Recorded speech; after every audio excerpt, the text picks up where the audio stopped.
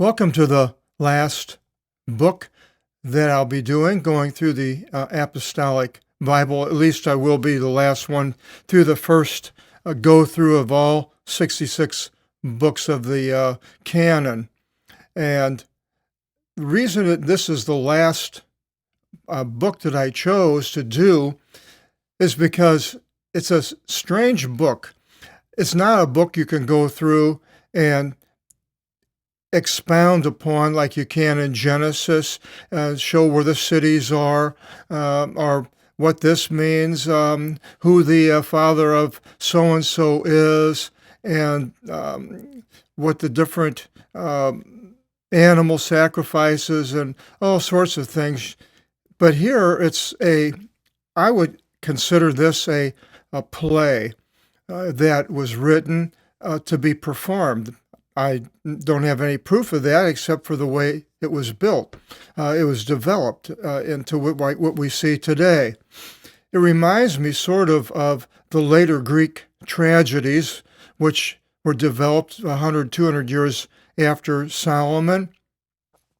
And to me, I changed the headings from the second in this third edition from the second edition. The first edition, I think, basically was about love.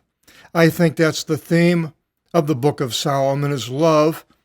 But I saw that who was speaking was very important, so I changed it instead of using the theme to highlighting whoever was speaking. And it begins with the narrator. And the narrator would be sort of like what the Greek tragedies later had, and they called it a chorus. And sometimes it would be more than one person. They would be singing or chanting some refrain over and over again to explain what was going on. Or it could be one person that had different masks. And if the narration was sad, then he'd have a mask for somebody sad, and if it was happy, somebody looks happy, and he would change the mask. Or his voice also from the masculine to the feminine, which brings in another unusual thing about the book of Song of Solomon, is by far it has the most feminine speaking parts of any place in the Bible. There are only a few places I could think of that a woman spoke in the narration. It was in the Old Testament. It would have been the Song of Deborah with her and I forgot it, who I can't think of his name. The Israeli general fighting against Sisera, who was, I think, a Syrian general, and Deborah tells, the name slips my name because he was later here now, he was one of the presidents of Israel. But anyway, that was one place, and then the next place was Mary's Magnificat, where Mary is visited by the angel, and she mentions how blessed she is. And then the other place with a woman talking or being the narrator was Mary Magdalene at the tomb when she saw Jesus. And all three of these are very short in length. But this book here has quite a bit. And the Shulamite is the female voice. A narrator, and I think in the last verse of this book, it goes in sort of the plural. So it could have been a narrator and then other people joined in. But when we get there, we'll go over that. And then the kinsman was the male. And it begins, and I'll read a little in the Greek, and we'll go through this chapter. Now, I couldn't build up a chapter of expositing what it all means. It's just very, very difficult to tell what it all means. So I'm thinking, I'm praying about it. Actually, Lord, this is difficult. How do I bring out? What do I bring out on it? Instead of just reciting it, And I decided to put all the words that appear in the New Testament concerning Jesus as the minor themes, every word.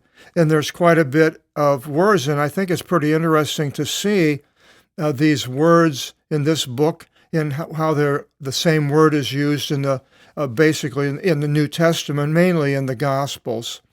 So now, to begin with, in the Greek, asma asmaton o estito solomonti, philisato me apo philimaton stomatos avtu, oti agathi masti su hyper enon.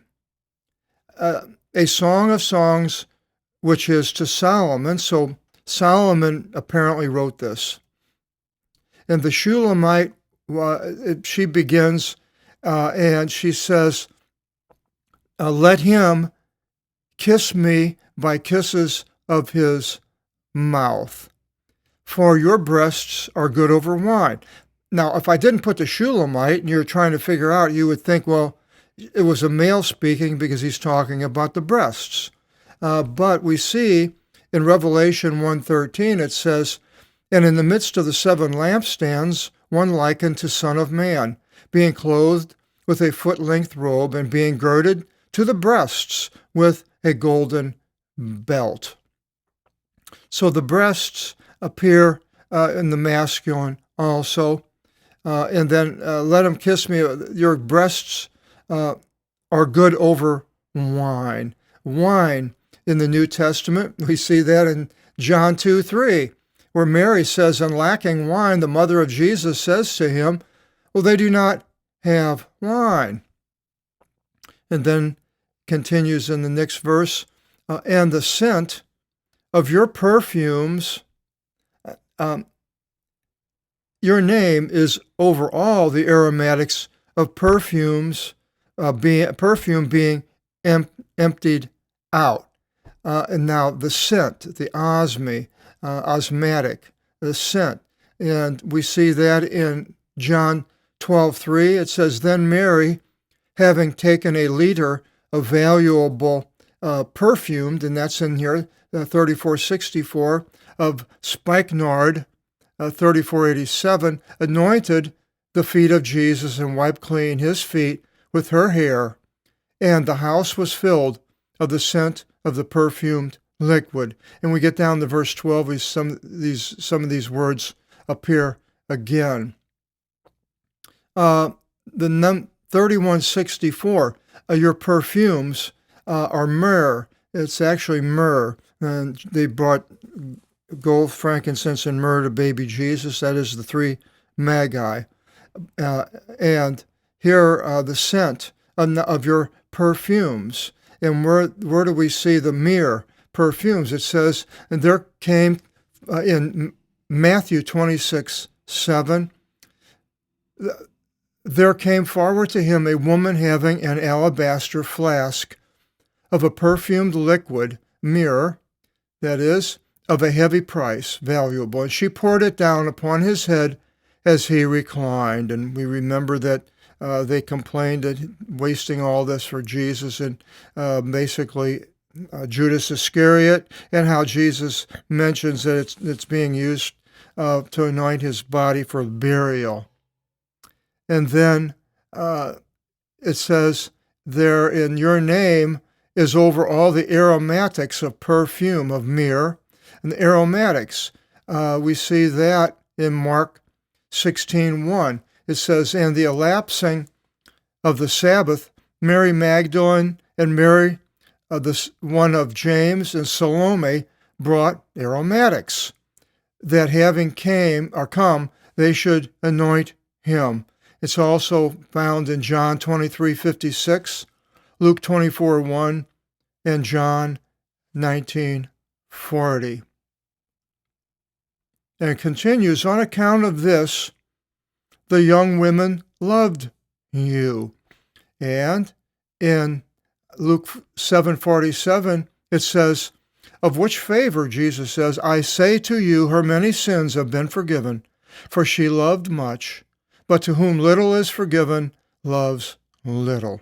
This woman loved Jesus and hers because her sins were forgiven. On account of this, the young women loved you, it says. Now, was Solomon writing all these things thinking it was for a time then, but now we can see it in the future? I think that's a good possibility because it talks about other places, Jesus being throughout the Old Testament. And then it continues in chapter 4. She says, the Shulamite, they drew me. We will run after you for the scent of your perfumes, which we went through the scent, but they drew me. It says in John 6:44, Jesus says, no one is able to come to me unless the Father, having sent me, should draw him. So there again, the word, the draw. Now we just a few verses here with all these New Testament words.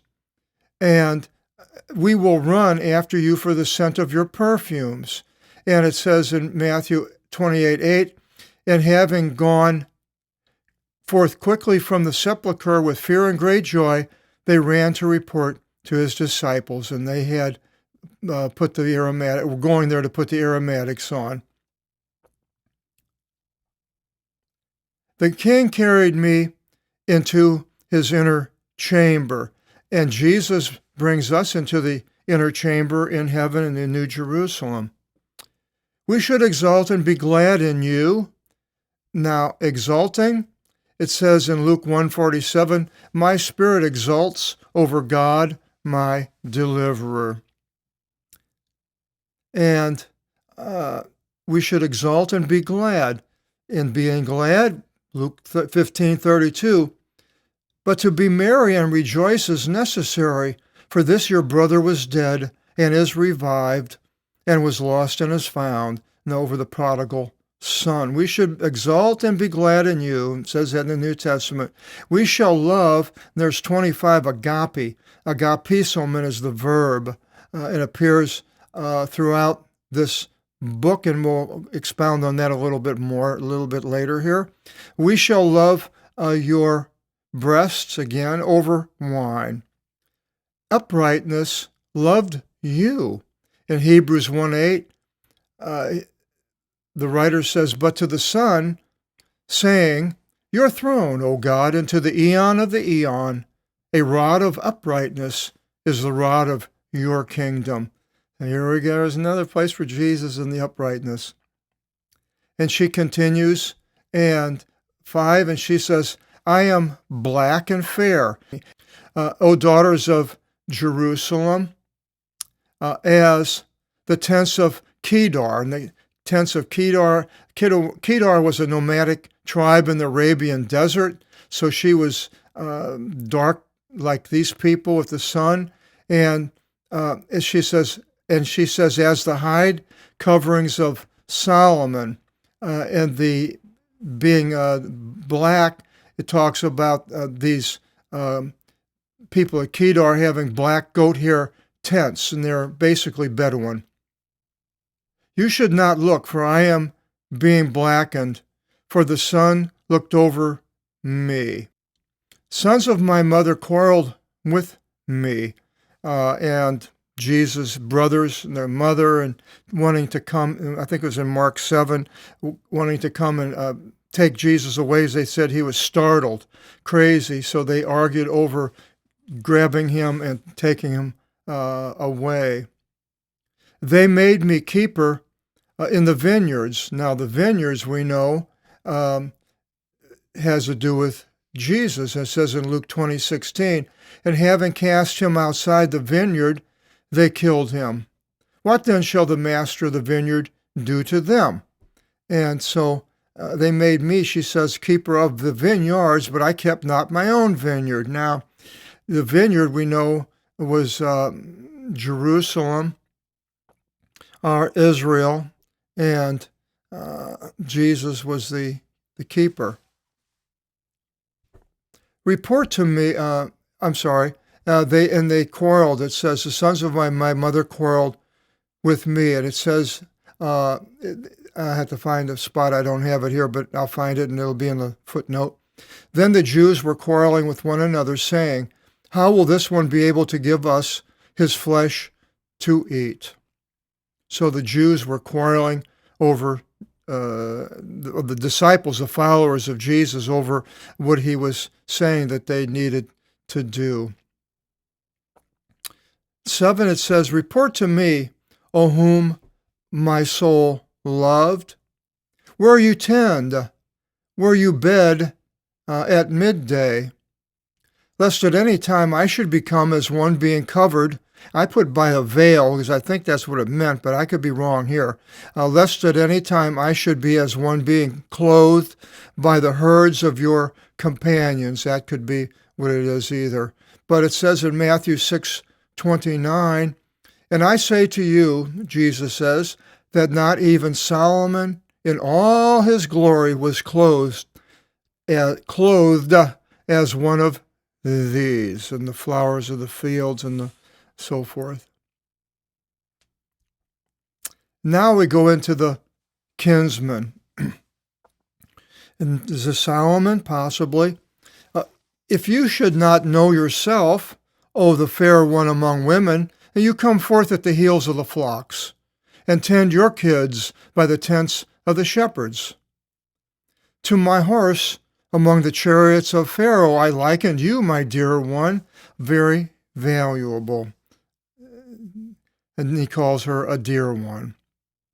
"How your cheeks are beautiful as a turtle dove.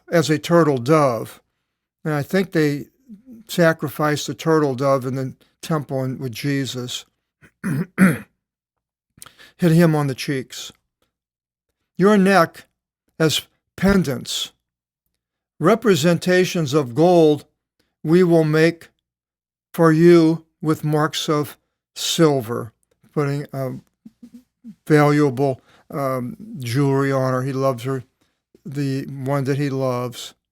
"Until of which time the king was at his laying down, my spikenard gave its scent." And there's the nard I mentioned earlier. We would see it when I mentioned it the first time. Spikenard. It gave its scent. And back to the Shulamite. "My kinsman is a bundle of balsam to me. He shall be lodged between my breasts," now feminine breasts. "A cluster of camphor is my kinsman to me in the vineyards of En-gedi," and camphor smells really wonderful, sort of like a pine smell. Opens up your sinuses for sure. And "a cluster of camphor is my kinsman to me in the vineyards of En-gedi." En-gedi was close to Masada and the Qumran caves over by the Dead Sea, probably where the Bedouin were. "Behold, you are fair, my dear one. Behold, you are fair. Your eyes are as doves." Now, I'm thinking that's possibly the flickering of the eyes, something that was beautiful. "Behold, you are fair, my kinsman, and indeed beautiful too our shady bed." Now, cleaning, it could be a bed at nighttime, or it could be a bed during the supper they laid in a cleaning, a recline. "Beams," in 17, "beams of our houses are cedars, our fretworks cypresses." Now, could this be some buildings he's talking about of the city of David? 1 Kings 6:9, he says, "And he, Solomon, constructed the house, that is his own, and completed it, and vaulted the house with cedars." So his house was vaulted with cedars. Chapter 2, the kinsman begins again his refrain, and we'll find out what they have to say in chapter 2. If you join us, hope you do. God bless.